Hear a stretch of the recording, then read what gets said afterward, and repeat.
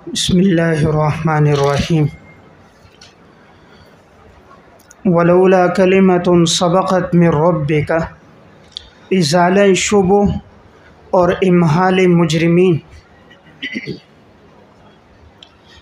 ازالہ شبہ اور امحال مجرمین ولولا کلمۃ سبقت اگر یہ بات پہلے سے طے نہ ہوتی تیرے رب کی طرف سے،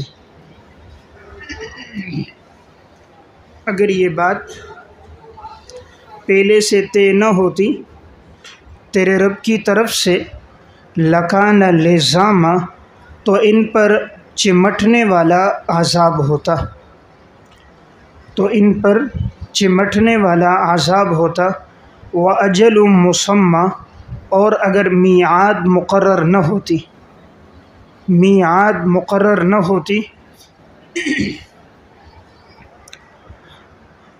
اگر یہ بات تیرے رب کی طرف سے پہلے سے طے نہ ہوتی تو ان پر چمٹنے والا عذاب ہوتا، اور اگر میعاد مقرر نہ ہوتی۔ یہاں پر من ربک کے نیچے لکھیں بتاخیر العذاب، بتاخیر العذاب، اگر اللہ کی طرف سے عذاب کی تاخیر کی بات طے نہ ہوتی تو البتہ ان پر چمٹنے والا عذاب ہوتا۔ وَأَجَلٌ مُّسَمًّى لکھیں اس کا عطف کلمتن پر ہے، اس کا عطف کلمتن پر ہے،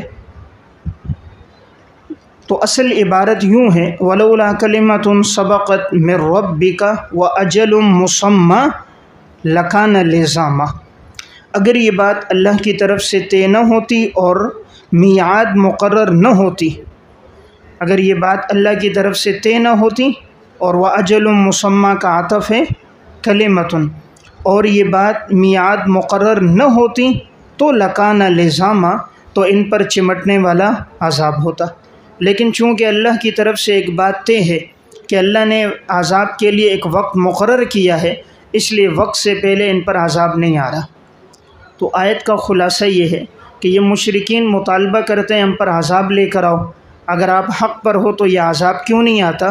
تو اس کا جواب یہ ہے کہ اللہ تعالیٰ نے عذاب کے لیے ایک وقت مقرر کیا ہے، اور جب وہ وقت مقرر آ جائے گا تو پھر وہ عذاب ان سے ہٹے گا نہیں۔ تو فی الحال کیوں نہیں آ رہا؟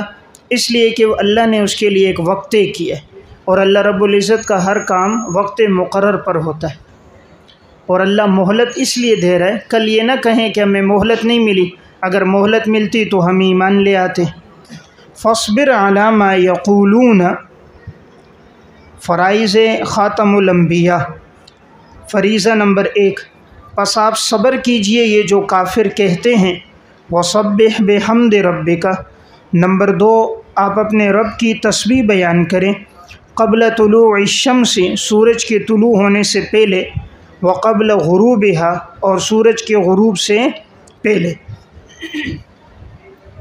ومن آناء اللیل، اور رات کے اوقات میں، رات کے اوقات میں، فسبح واطراف النہار، تسبیح بیان کیجئے دن کے اطراف میں، لعلک ترضی،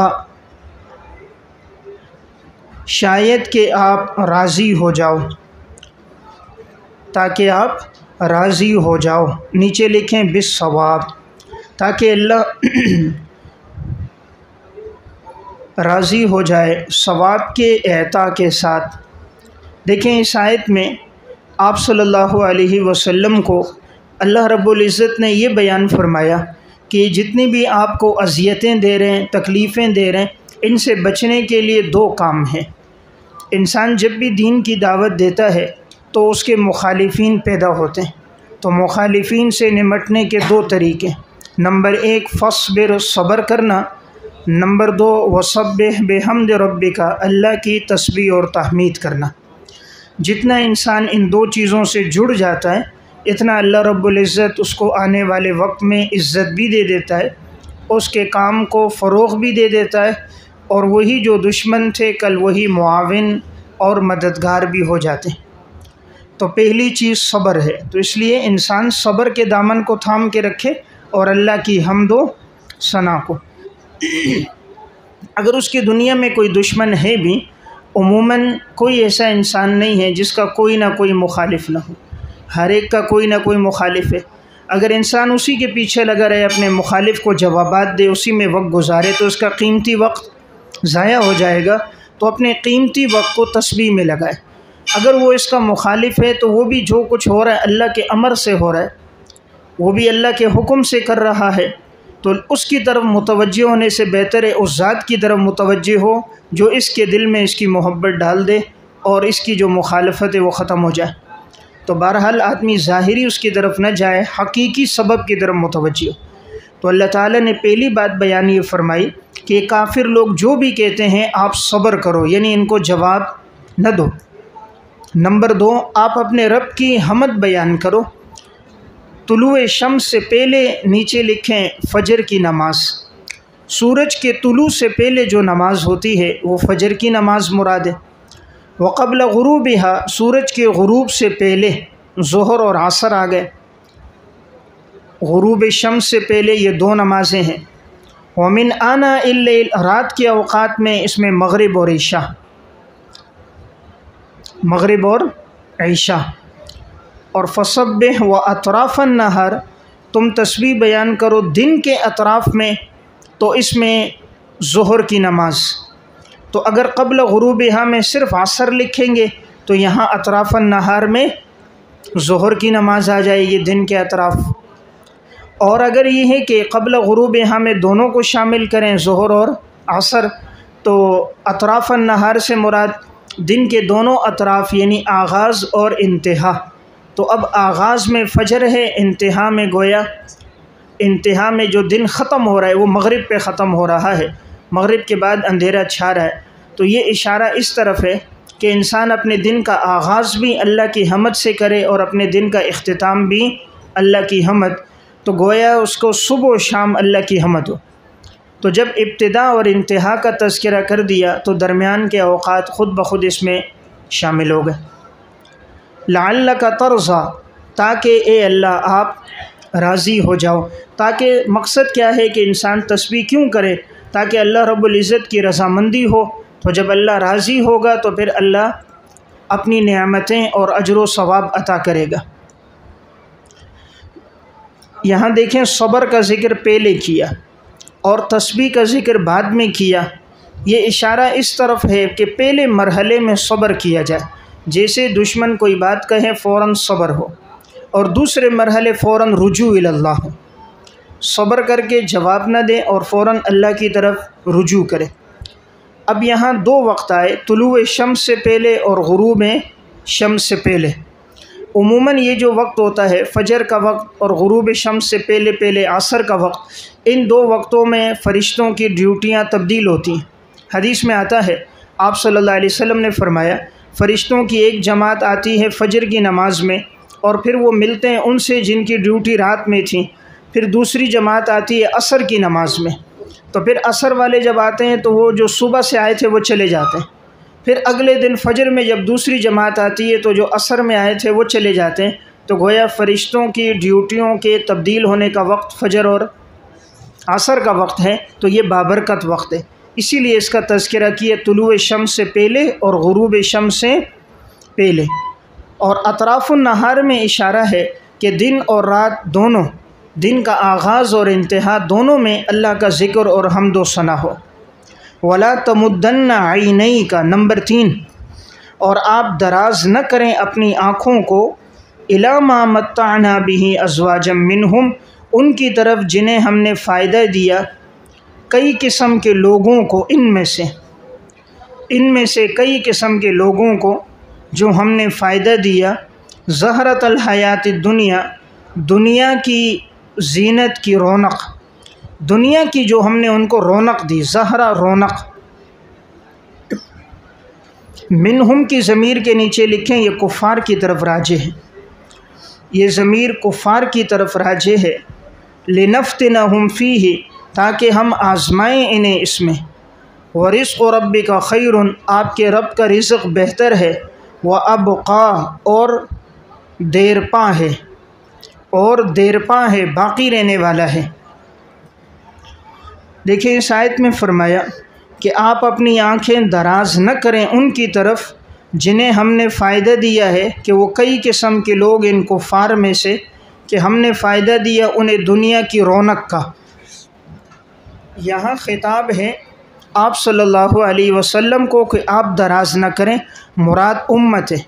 حضور کی نگاہیں تو کبھی بھی ان کفار کی زیب و زینت اور دنیا کی طرف نہیں اٹھتی تھیں، تو خطاب حضور کو کیا، مراد امت ہے کہ کبھی بھی ان دنیا داروں کی طرف اپنی نگاہوں کو نہ اٹھائیں، ان کی طرف اپنی نگاہیں متوجہ نہ کریں۔ یہاں پر آگے فرمایا کہ جن کو ہم نے دنیا میں فائدہ دیا، یہ کئی قسم کے لوگ۔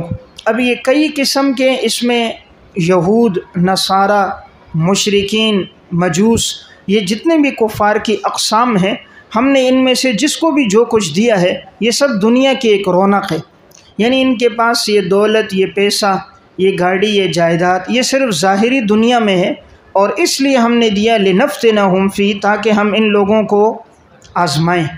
یعنی یہ قبولیت کی علامت نہیں ہے، دنیا دولت کا مل جانا ان کا اللہ کے ہاں قبول ہونے کی علامت نہیں ہے، یہ صرف اور صرف ان کی آزمائش کے لیے ہے۔ لیکن تیرے رب کا جو رزق ہے، یعنی تیرے رب کا رزق بدلہ، اللہ کی طرف سے جو بدلہ ہے، اللہ جو عطا کرتا ہے وہ بہت بہتر ہے۔ ان کے پاس دنیا کا مال ہے، اللہ کے ہاں نعمتیں اور ثواب ہے، تو وہ آخرت کا بدلہ بہتر ہے اور باقی رہنے والا ہے، ختم نہیں ہوتا۔ یہ دنیا میں جو کچھ نعمت ہے یہ زوال پذیر ہے، اور جنت کی جو نعمت ہے وہ ابقا، وہ ہمیشہ باقی رہنے والے انعامات ہیں، ان پر کبھی زوال نہیں ہے۔ لا تمدن، یہ باب نصرہ سے فعل نہیں، نون تاکید ثقیلہ اور صیغہ واحد مذکر حاضر، باب نصرہ سے فعل نہیں بنون تاکید ثقیلہ اور صیغہ واحد مذکر حاضر ہے۔ اور عینی کا، یہ اصل میں عینانی کا تھا، تو نون تثنیہ اضافت کی وجہ سے گر گیا۔ لنفتنہم، یہ باب ضربہ سے فعل مضارع صیغہ جمع متکلم ہے، باب ضربہ سے فعل مضارع صیغہ جمع متکلم ہے، اور یہ لام تعلیل کی وجہ سے منصوب ہے۔ یہ جو نون پر فتحہ آیا ہے لنفتنہ، تو یہ فتحہ لام تعلیل کی وجہ سے ہے کہ اس کے بعد ان مقدر ہوتا ہے، تو اس ان نے اس کو نصب دیا ہے۔ یہاں اشارہ کیا، گرم لانا، یہاں اشارہ کیا کہ دنیا میں جو بھی زیب و زینت ہے اور یہ سب نعمتیں ہیں، یہ سب عارضی ہیں، اور یہ ہم نے ان کو اس لیے دیں تاکہ وہ لوگ فتنے میں مبتلا ہو جائیں، آزمائش میں۔ اللہ کی طرف سے جو ہے وہ بہت بہتر ہے۔ وَأْمُرْ أَهْلَكَ بِالصَّلَاةِ، نمبر 4، فرائض خاتم الانبیاء میں فریضہ نمبر 4، آپ حکم دیجئے اپنے گھر والوں کو نماز کا۔ وَاصْطَبِرْ عَلَيْهَا، نمبر 5، اور ثابت رہیے اس نماز پر، ثابت رہیے، جمے رہیے، جمے رہیے۔ لا نسألک رزقا، ہم نہیں سوال کرتے آپ سے رزق کا، نحن نرزقک، ہم آپ کو رزق دیں گے، والعاقبۃ للتقوی، اور بہترین انجام پرہیزگاروں کے لیے ہے، بہترین انجام پرہیزگاروں کے لیے ہے۔ اس آیت میں چوتھا فریضہ یہ بتایا گیا کہ آپ اپنے گھر والوں کو نماز کا حکم دو۔ معلوم ہوا کہ صرف انسان پر اپنی ذمہ داری نہیں ہے، بلکہ اپنے اہل و عیال کی ذمہ داری بھی اس پہ لازم ہے۔ یا ایھا الذین آمنوا قوا انفسکم واہلیکم نارا، اپنے آپ کو بھی جہنم سے بچانا ہے اور اپنے اہل و عیال کو بھی۔ تو الا کلکم راع وکلکم مسئول عن رعیتہ، تم میں سے ہر ایک نگہبان ہے اور اس سے اس کی رعیت کے بارے میں پوچھا جائے گا تو اہل و عیال یہ انسان کی رعیت ہے، تو انہیں بھی نماز پڑھنے کا حکم دینا ہے۔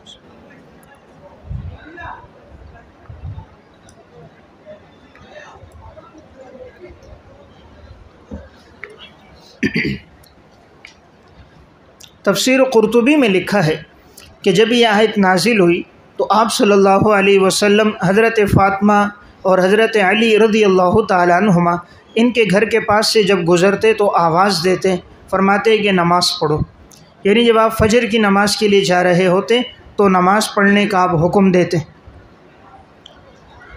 حضرت عمر رضی اللہ تعالیٰ عنہ جب رات اٹھتے تہجد کی نماز کے لیے تو اپنے اہل و عیال کو بھی حکم دیتے کہ اٹھو نماز پڑھو، فجر کی نماز میں بھی انہیں حکم دیتے، اور یہ آیت پڑھتے کہ وَأْمُرْ أَهْلَكَ بِالصَّلَاةِ کہ اپنے اہل و عیال کو نماز کا حکم دو۔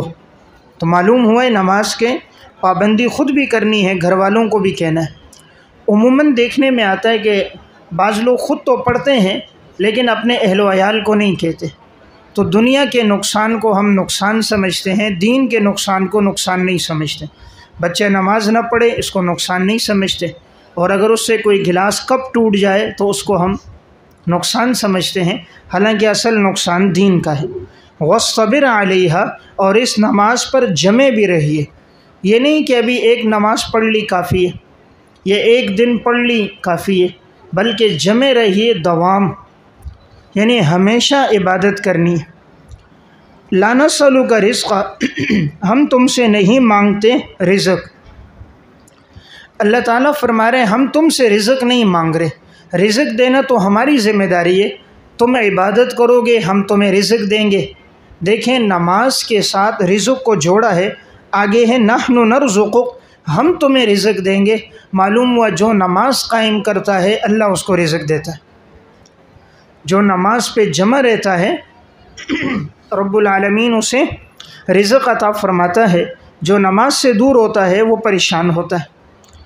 ہم تم سے رزق نہیں مانگتے، یعنی اللہ تعالیٰ نے ہم سب کو اس سے بے نیاز کر دیا ہے کہ ہم رزق کو پیدا کریں۔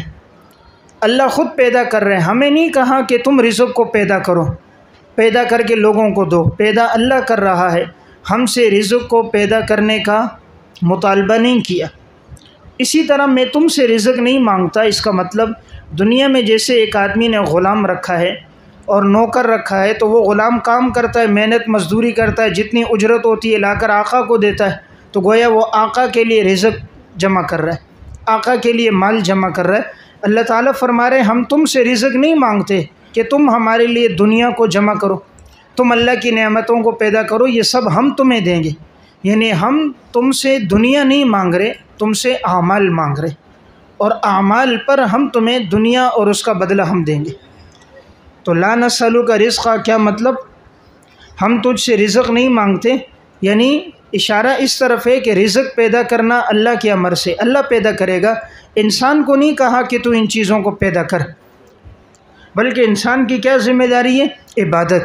وَأْمُرْ أَهْلَكَ بِالصَّلَاةِ عبادت کریں تو نحن نرزقک تو ہم انسان کو رزق دیں گے، اور بہترین انجام ان کا ہوتا ہے جن کی زندگی میں تقوی ہوتا ہے۔ وَقَالُوا لَوْلَا يَأْتِينَا اور یہ لوگ کہتے ہیں کیوں نہیں آتی ہمارے پاس بِآیَةٍ مِّن رَبِّهِ کوئی نشانی اس کے رب کی طرف سے، کیوں نہیں وہ لے آتا ہمارے پاس کوئی نشانی اپنے رب کی طرف سے۔ نیچے فرمائشی معجزہ، یعنی وہ پیغمبر فرمائشی معجزہ لے کر کیوں نہیں آتا؟ اولم تأتihim بینۃ ما فی الصحف الاولی تو اللہ تعالیٰ فرما رہے ہیں کیا نہیں آئی ان کے پاس دلیل اس چیز کی جو پہلے صحیفوں میں تھے؟ اولم تأتihim کیا نہیں آئی ان کے پاس بینۃ دلیل ما فی الصحف الاولی اس چیز کی جو پہلے صحیفوں میں ہے، پہلے صحیفوں میں جو ہے کیا وہ دلیل ان کے پاس نہیں آئی؟ دیکھیں یہ مشرکین مطالبہ کرتے ہیں کہ فرمائشی معجزہ لے کر آؤ، یعنی جو ہم چاہ رہے ہیں وہ لے کر آؤ۔ تو پہلے بات گزر گئی کہ اللہ تعالیٰ اپنی مرضی سے معجزات دیتا ہے، وہ مخلوق کا پابند نہیں ہے۔ اور اگر اللہ تعالیٰ فرمائشی معجزہ دے پھر انسان نہ مانے تو فوراً عذاب آتا ہے، جیسے صالح علیہ السلام کے قوم پر آیا۔ تو اگر اللہ نے معجزہ دیا پھر نہ مانا فوراً عذاب آئے گا، تو اللہ کی حکمت یہ ہے کہ وہ فوراً عذاب رب العالمین نہیں دے رہا، عذاب کے لیے ایک وقت مقرر ہے۔ آگے فرمایا کیا نہیں آئی ان کے پاس وہ دلیل جو پہلے صحیفوں میں ہے۔ اب اس سے مراد یہ قرآن کریم۔ اب دیکھیں قرآن کریم کی پیشین گوئیاں سابقہ آسمانی کتابوں میں موجود تھیں، تو بینہ یعنی قرآن کریم قرآن کریم یہ جو ایک واضح دلیل ہے، تو پہلے صحیفوں میں بھی اس کا تذکرہ موجود ہے۔ تو اس سے بڑی دلیل کیا ہے کہ اللہ نے پیغمبر کو قرآن دیا، اور یہ وہ کتاب ہے کہ اس سے پہلے جو کتابیں نازل ہوئی تھیں تورات اور انجیل، اس میں بھی اللہ تعالیٰ نے تذکرہ کیا تھا کہ ہم پیغمبر آخر الزمان کو بھیجیں گے اور ہم ان پر اپنی کتاب نازل کریں گے۔ تو جب اتنا بڑا معجزہ تمہیں دے دیا پھر بھی تم معجزات کا مطالبہ کر رہے ہو، تو اس سے کیا مطلب ہوا کہ ہم نے ایسی کتاب دی جو سابقہ آسمانی کتابوں میں بھی جس کی پیشین گوئی موجود ہے، یا یہ قرآن سابقہ کتابوں کی تصدیق کر کے ان کی گواہی دے رہا ہے، یا مطلب یہ ہے کہ یہ قرآن کریم گویا گواہ ہے کہ سابقہ کتابیں جتنی نازل ہوئیں وہ برحق تھی۔ تو یہ قرآن بھی برحق ہے، سابقہ کتابوں کی گواہی دے رہا ہے، جس وقت ان کا نزول ہوا تھا اس وقت وہ کتابیں برحق تھیں، بعد میں لوگوں نے تحریف کر دی۔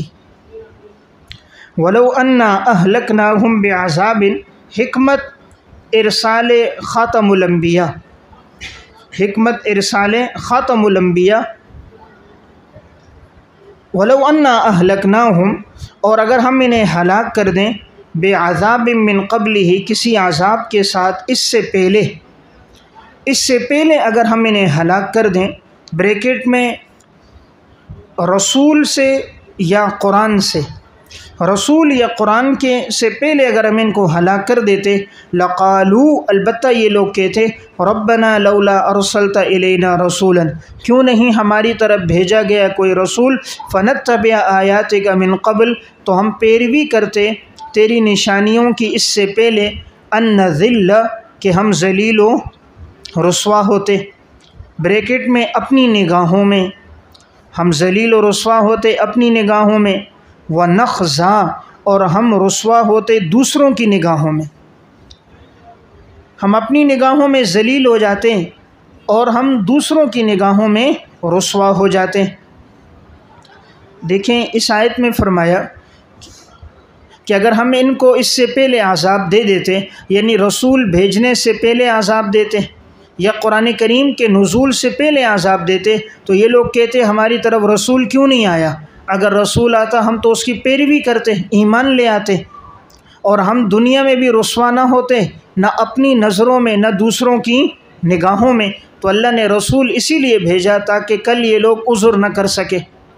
قل کل متربص فتربصوا، فرما دیجئے ہر ایک انتظار کرنے والا ہے، ہر ایک انتظار کرنے والا ہے، فتربصوا، پس وہ انتظار کریں، فستعلمون من اصحاب الصراط السوی، پس ان قریب جان لیں گے کون ہے راہ راست کے حامل، کون ہے سیدھے راستے کے حامل، سوی سیدھا، کون ہے سیدھے راستے کے حامل، ومن اہتدی، اور کس نے ہدایت کو اپنایا، اور کس نے ہدایت کو اپنایا، بریکٹ میں کون منزل مقصود تک پہنچا، بریکٹ میں کون منزل مقصود تک پہنچا۔ دیکھیں اس آیت میں فرمایا کہ آپ فرما دیجئے کہ ہر ایک انتظار کرنے والا ہے، یعنی ہم بھی انتظار کر رہے ہیں، تم بھی انتظار کرو، ہم بھی انتظار کر رہے ہیں، تم نہیں مان رہے تو دنیا میں بھی تمہارے لیے عذاب اور رسوائی ہے، اور آخرت میں بھی تم پر عذاب ہوگا، اس عذاب کے ہم بھی منتظر ہیں، اور تم نہیں مانتے تو تم بھی انتظار کرو، موت آنے والی ہے، موت کے بعد قبر کا عذاب بھی ہے اور حشر کے مراحل بھی ہیں، پس ان قریب تم خود جان لوگے سیدھے راستے کے حامل کون لوگ تھے اور کون راست پر تھے، خود موت کے بعد پتہ چل جائے گا سیدھے راستے پر کون ہے، گمراہی کے راستے پر کون ہے۔